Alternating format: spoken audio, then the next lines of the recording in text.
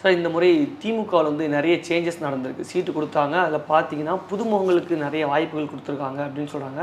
அது மட்டும் இல்லாமல் வழக்கமாக இருக்கக்கூடிய பலரையும் வந்து இந்த வாட்டி நிராகரிச்சிருக்காங்க அப்படின்ற பேச்சு திமுகக்குள்ளேயும் இருந்திருக்கு. நிறைய சேஞ்சஸ்க்கான காரணம் என்ன சார்? இல்லை, திமுகவை பொறுத்தவரை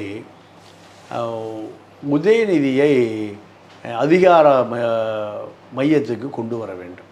தேர்தலுக்கு முன்பே 40 சீட்டுகள் இளைஞர் அணிக்கு ஒதுக்கப்பட வேண்டும் என்ற கோரிக்கையோடு ஒரு 40க்கு மேற்பட்ட வேட்பாளர்கள் தேர்வு உதயநிதியுடைய தனி ஐடி விங் களத்தில் இறங்கியது.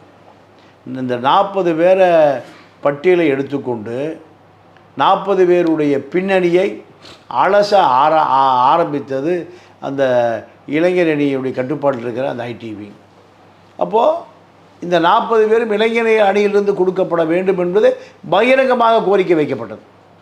இந்த 40 பேர் எதற்குன்னு கேட்டால், இது உதயநிதியினுடைய எதிர்கால அரசியலை பாதுகாப்பதற்கு.